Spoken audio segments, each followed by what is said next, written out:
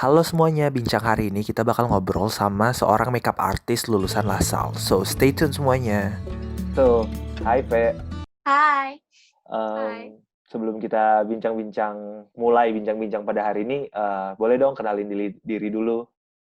Gue Petris, biasa teman-teman dekat gue manggil PA. Gue itu alumni EMU LaSalle College September Intake 2018 dan ownernya by Patricia Evelyn. Oke, nah berarti udah jelas-jelas banget lu suka sama makeup kan? Nah, sejak kapan sih sebenarnya lu suka sama makeup? Lu bener-bener sadar gitu kalau lu punya interest sama makeup gitu? Sukanya, kayak interest-nya itu dari kecil sih, dari ngeliatin nyokap-nyokap gue. Kayak nyokap gue banyak banget gitu. Nyokap gue dandan, terus kayak suka aja ngeliatin lipstick segala macem, itu udah suka. Cuman yang guenya sendiri into make up itu SMA sih. SMP udah mulai, cuman SMA yang beneran into banget gitu. Oke, nah berarti lu tuh SMA yang bener-bener sadar kalau emang lu suka banget sama makeup dan bener-bener mulai mendalami makeup ya? Nah, Betul. lu tadi juga udah sempet mention lu lulusan LaSalle. Lu tahu dari mana sih LaSalle tuh, punya makeup major di situ? Taunya dari Edufair, sekolah. Mhm. Jadi awal mulanya gue nggak tahu sama sekali tentang LaSalle sampai ada Edufair ke kelas, mereka presentasi, terus gue tertarik. Gitu sih. Awal mula tahu LaSalle. Awal mula tahu LaSalle. Nah, semenjak lu udah tahu LaSalle tuh, lu udah langsung berani memutuskan atau sempat mikir-mikir dulu? Karena kan ada aja orang yang kayak mikirin, masalahnya nih sekolah makeup ini belum bisa dikatakan pendidikan formal ya. Betul. Eee, Masih ada aja orang yang mungkin masih bingung kayak, "Aduh, gue pengen ngambil sekolah makeup, tapi masa gue ninggalin sekolah pendidikan formal gue kayak misalnya S1." Apakah lu udah langsung berani gitu atau lu sempat kepikiran untuk ngambil S1 dulu atau gimana? Boleh sharing nggak? Kalau gue jujur, gue orangnya dari awal tahu gue kayaknya nggak mau ambil akademik. Oke. Ada keinginan pun pasti bukan jurusan yang hukum lah atau apalah. Gue pasti maunya ambil sastra, kalau nggak sastra, perhotelan. Antara dua itu sih, gue nggak mau yang akademik banget gitu orangnya. Dan kebetulan pas LaSalle Edufair ke sekolah, dia ngepresentasiin, gue tertarik sama dua jurusan, yaitu fashion business sama make up. Mhm. Amunya, baru gue consider dari dua itu sih. Jadi pas mereka presentasi, gue sambil catat, sambil bikin tabel, gue bandingin mana nih yang kira-kira oke dan cocok sama gue gitu. Lanjutin dari pertanyaan yang tadi, begitu Hmm. dari diri lu sendiri lu udah mutusin, "Oke, gue mau ngambil sekolah makeup nih," lanjutin dari selesai SMA, gue mau untuk fokus ke makeup. So, gue ngambil sekolah makeup. Cara ngiyakinin orang tua lu tuh gampang atau enggak? Kalau enggak, gimana caranya ngiyakinin orang tua lu? Gue sih termasuk yang gampang ya, karena nyokap gue itu tipe yang ya udah lu maunya apa asal lu jalanin dan lu nggak berhenti di tengah jalan. Jadi gue ngomong kayak awalnya sih gue sempet ngomong doang aja mau ambil make up deh, kayaknya ada di sini bla bla bla bla, gue jelasin gitu kan tentang LaSalle. Terus yang kayak oh ya udah. Terus sempet juga beberapa kali berubah pikiran, kayak kalau misalnya Cece kuliah ambil sastra gimana ya? Kalau misalnya Cece ikut SNM ambil administrasi negara gimana ya? Gitu-gitu. Pokoknya sempat debat juga berapa kali karena gue labil Mhm. dan nyokap gue tuh marah. Karena awalnya gue udah cerita tentang LaSalle, gue udah cerita tentang make up, nyokap gue mikirnya kok malah banyak option lain. Kalau misalnya mau itu, ya itu aja. Jadi nggak susah sih sebenarnya untuk ngeyakinin nyokap gue masuk make up, karena awalnya emang gue udah ngomong, dan nyokap gue orangnya kalau A, ya A, jadi ya langsung aja, gitu. Berarti, orang tua lu mendukung ya? Nyokap lu mendukung banget ya, asalkan lu bisa bertanggung jawab dan lu udah yakin sama pilihan lu sendiri, nggak usah ngelihat pilihan-pilihan lain, fokus sama satu pilihan yang emang lu paling pengen itu aja ya? Iya, betul. Pokoknya asal jalanin. Oke. Belajarnya tuh berapa lama sih di LaSalle? Di LaSalle belajar 8 bulan intensif dari Senin sampai Jumat, dari jam 9 pagi sampai jam 3 sore, kadang sampai jam 4 sore. Kalau misalnya emang mau selesai langsung di kampus, kadang sih gue paling malam jam berapa ya? Jam 6-an lah, jam 6-an masih. Kadang masih di kampus kalau mau kelarin sesuatu hari itu juga. Oke. Nah, berarti emang khusus untuk makeup tuh emang 8 bulan ya, nggak ada kelas-kelas lain ya selain 8 bulan lagi ya? Emang full Ya, course-nya 8 bulan. Nah, selama 8 bulan tuh belajarnya apa aja sih? selama 8 bulan gue belajar banyak banget hal dari beauty sampai SFX.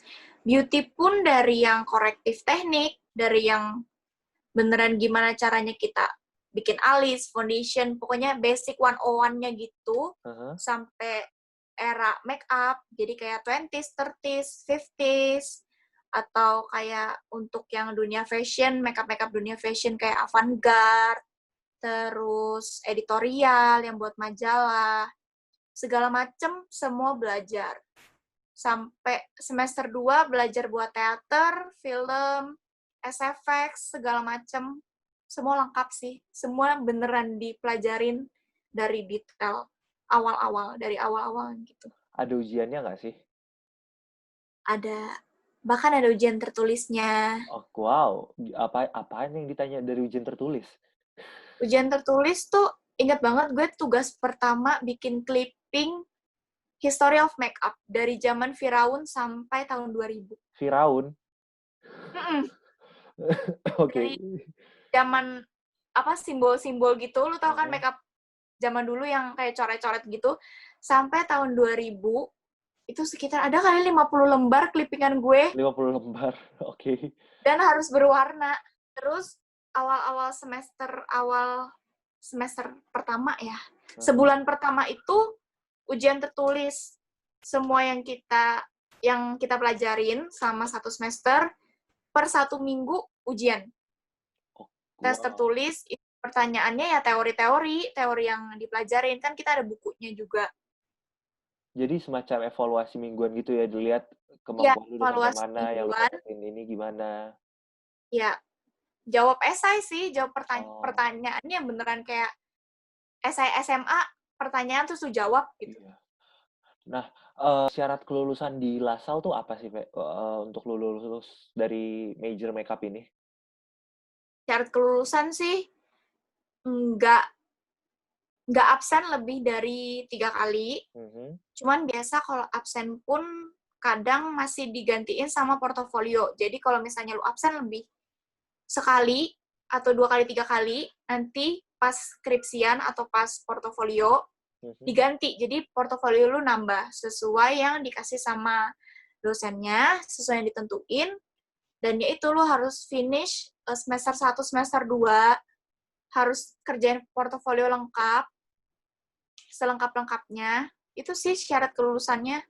Oke. Nah, tadi lu Absen, sempat mention hadiran. skripsi juga. Itu boleh detailin nggak? Boleh diceritain nggak detailnya gimana tentang skripsi di LaSalle tuh Jadi, gimana? kalau skripsinya anak makeup itu namanya portofolio. Jadi kalau di LaSalle kita dikasih 1,5 bulan, perkiraan kayak 1 bulan 1 minggu atau 1 bulan 2 minggu gitu. 2 minggu pertamanya kita buat prepare skripsi kita selama sebulan ke depan. Yang kita masuk skripsi itu kayak bikin look dari materi pertama yang kita diajarin di LaSalle sampai akhir. Jadi sekitar 30 tema, 30 look, dari beauty sampai SFX, itu kita garap dalam 30 hari. Kita make upin model, terus photoshoot gitu-gitu. Dan ya gitu, kita bikin konsepnya mateng-mateng, bikin semuanya sebagus mungkin, selengkap mungkin, seoke mungkin. Bahkan juga nggak sedikit yang after udah keluar fotonya jelek harus repeat look lagi, itu nggak dikit sih. Wow. Bayar model lagi, make upin ulang, Wow. antri foto ulang, dan lain-lain. Nah, itu berarti habis portofolio udah selesai, kalian ada ujiannya gitu kayak ditanya-tanyain dari hasil portofolio atau cuma ngumpulin portofolio itu doang? Nggak.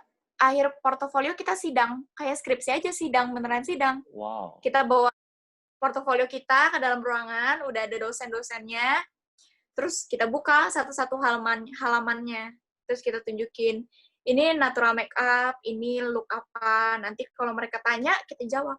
Oke. Kayak itu kan ya kayak skripsi biasa lah ya, gue nggak tahu sih sistem skripsi kayak gimana kalau perkuliahan pada umumnya. Cuman ya kayak gitu, deg-degan juga. Nah, mau nanya masalah fasilitas LaSalle tuh. Kira-kira apa aja sih yang di-provide sama LaSalle untuk fasilitas? Fasilitas untuk Apakah kelas kayak bahan-bahan makeup di-provide atau apa aja yang di-provide? bahan makeup sih kita dapat, nggak dapat sih kita juga beli dari awal masuk kit yang dikasih sama LaSalle gitu loh, kayak kit bawaannya gitu. Kita udah sekaligus bayar di awal. Cuman kita tetap harus beli tambahan-tambahan lagi. Kalau untuk di kelas itu udah ada lampunya, udah ada, maksudnya udah cukup lah untuk ngerjain look gitu.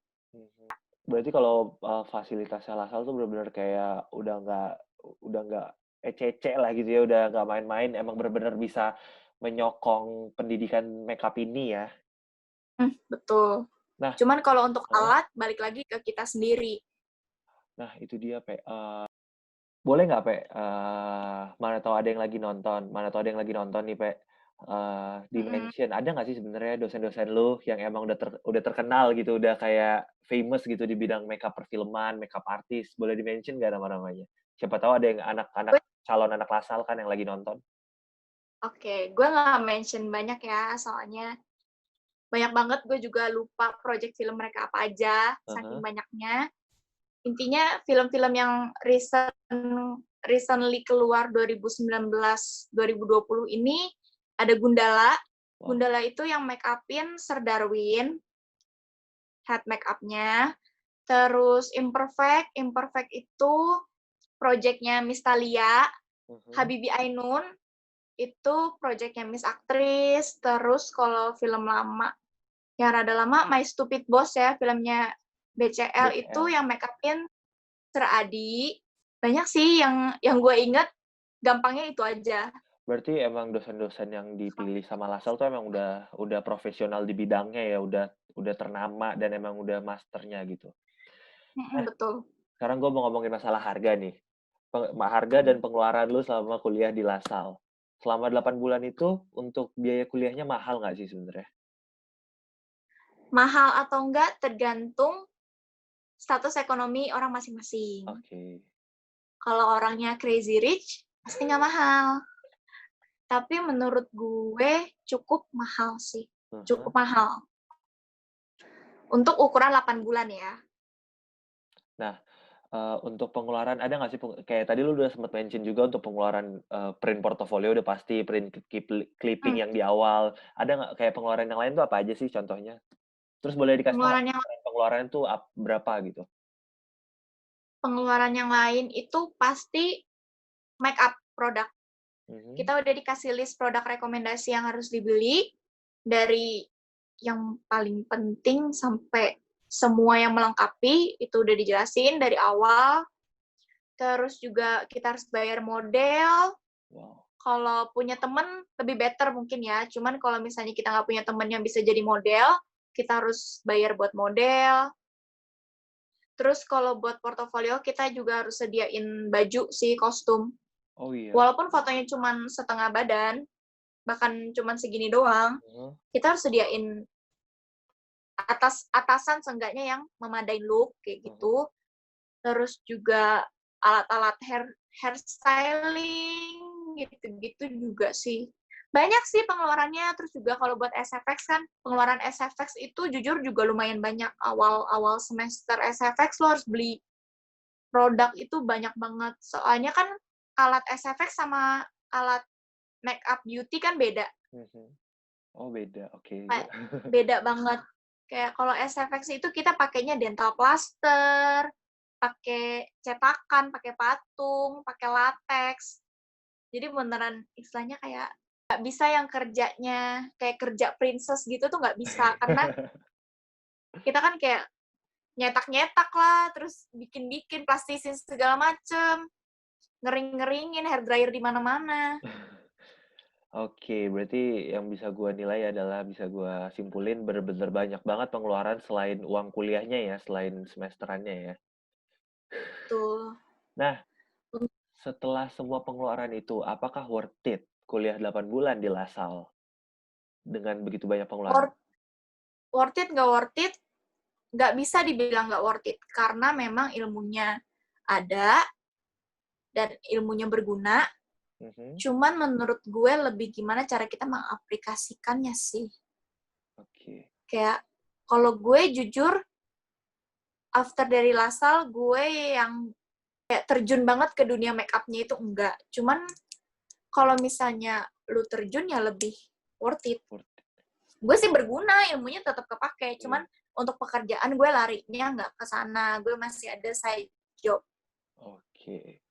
Tapi berarti dapat gue simpulin berarti sebenarnya bagi lu tuh worth it aja ya di LaSalle ya. Worth it aja sih.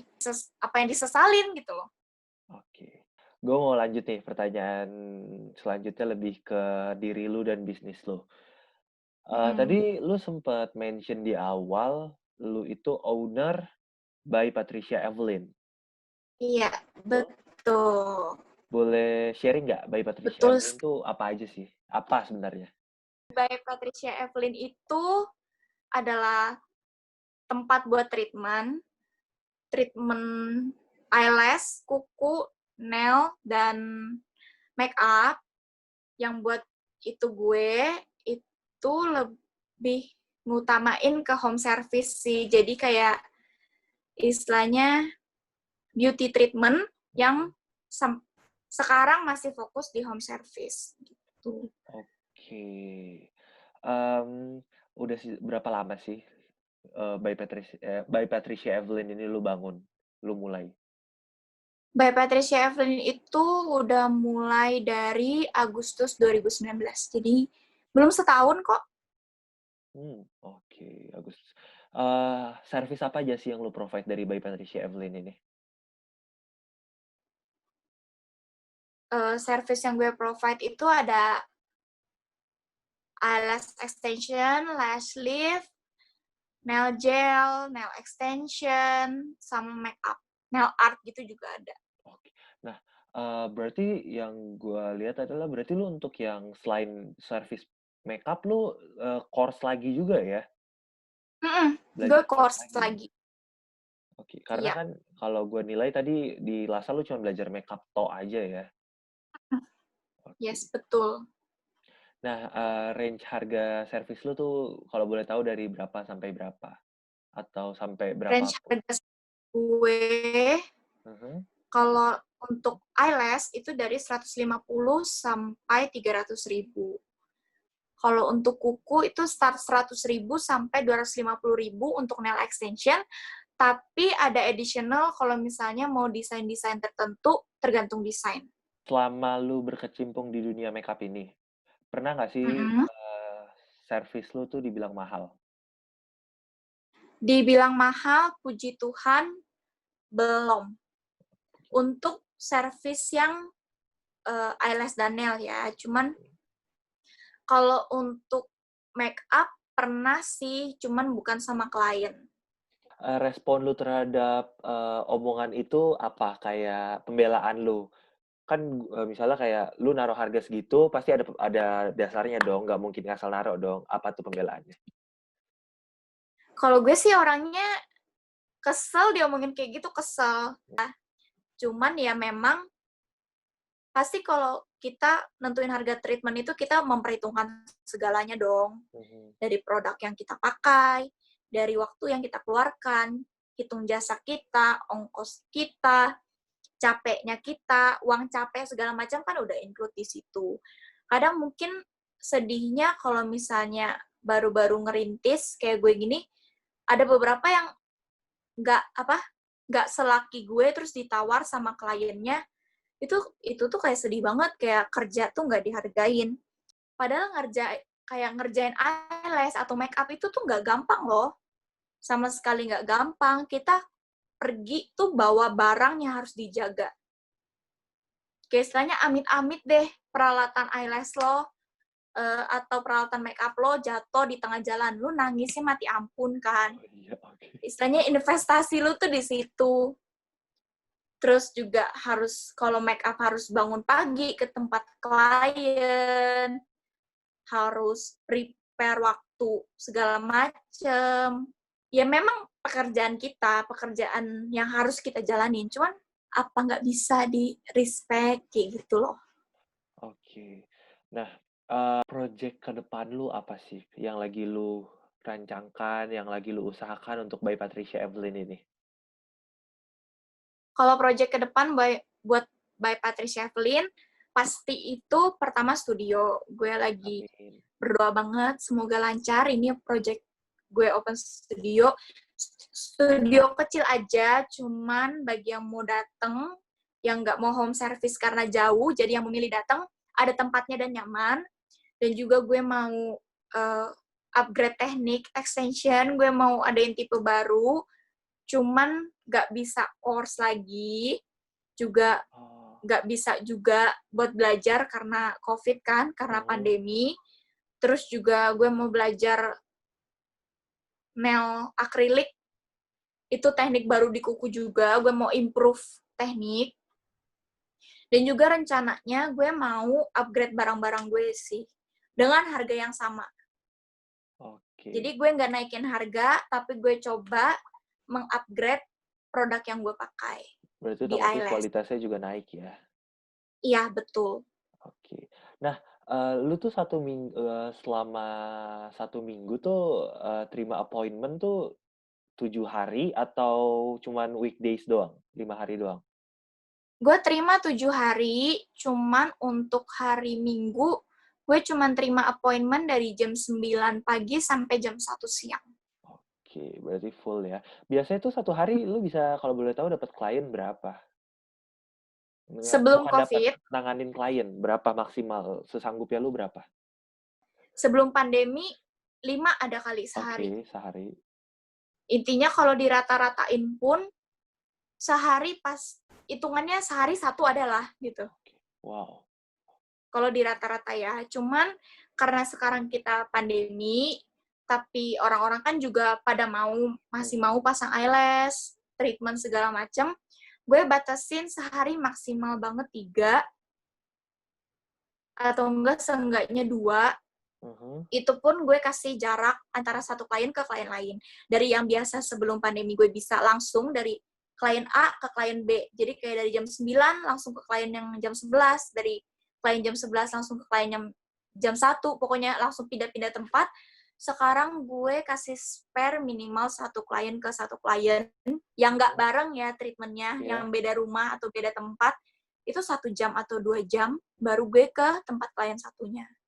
Dan semua alat itu gue steril ulang.